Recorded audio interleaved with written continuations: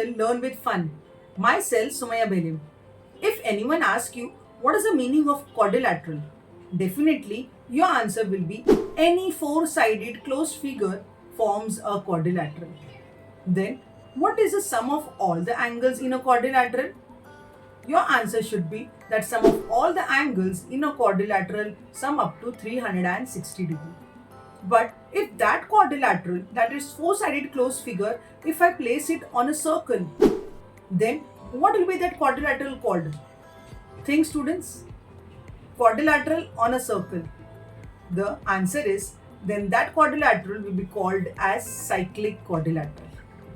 This quadrilateral is placed on the circumference of the circle. This means the four vertex of the quadrilateral are lying on the circumference of the circle. Little shift here and there and the measurements of the opposite angles are going to change. With this, we get a new property of cyclic quadrilateral. So let us disclose the property of cyclic quadrilateral. But wait, before I go on to this concept, the ones who have not subscribed to my channel, do subscribe it and click on the bell icon to get a notification as soon as I post the video. So let's zoom into the cyclic quadrilateral property. Cyclic quadrilateral.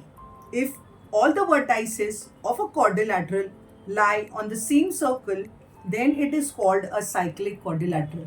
So in this figure, you will see we have got a circle and vertex A, vertex D, vertex C and vertex B of a quadrilateral are lying on the circumference of the circle. Therefore, the given figure is called as cyclic quadrilateral. Then the theorem of cyclic quadrilateral states that opposite angles of a cyclic quadrilateral are supplementary. So the theorem is saying that you add the opposite angle, the total is going to be 180. Thus, angle A plus angle C should be 180 and angle B plus angle D, when you add it will sum up to 180 degree. Is it so? We don't know. Let's prove it using the teaching aid. Actually, it is a working model on cyclic quadrilateral. So let's observe it. So here we are having a circle, and on this circle we have taken 4 points on the circumference, that is point A, point P, point B and point Q, such that we get a quadrilateral APBQ and O is the center of the circle. Now let us see whether the cyclic quadrilateral can be proved here. The cyclic quadrilateral states that sum of the opposite angles of a cyclic quadrilateral are supplementary. Supplementary means 180 degree. So let's add the opposite angle and check whether we get 180 degree or not. In the first case, angle Q, I have placed it at 0 and here it came exactly on 100 degree. So measurement of angle Q is 100 degree. Let us find out the measurement of angle P. Here angle P measures 80 degree. So 100 degree plus 80 degree, total sum ups to 180 degree. Let's check the measurement of angle A and angle B as well. Here angle A is 95 degree over here. So angle A measures 95 degree. Let us find out the measurement of angle B. Here angle B, it measures 85 degree. So 85 plus 95, again it sums up to 180 degree. Thus the cyclic quadrilateral statement can be proved using this working model. Let's take more example for it. For this I'm just going to rotate it, but the concept will remain the same. Again we have got this cyclic quadrilateral APBQ. Again, when you add the opposite angle, that is angle P plus angle Q, and you add angle A plus angle B, you are going to get 180 degree. You want to try it? Let's find out the measurement of angle P.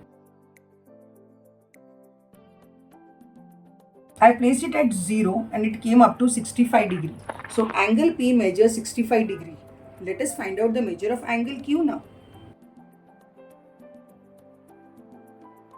Here angle Q is measuring exactly 115 degree. So 115 plus 65, total it sums up to 180 degree. Now let us find out the measurement of angle A as well. Angle A, it measures 120 degree. So angle A measures 120 degree. Let's find out the measure of angle B. Angle B measures exact 60 degree over here. So 120 plus 60 sum up to 180 degree. So no matter how much you change the measurement, but there is definitely a relation between the opposite angles in a cyclic quadrilateral. Isn't it interesting, students? I hope the concept of cyclic quadrilateral is clear to you. Now let us find out the converse of cyclic quadrilateral.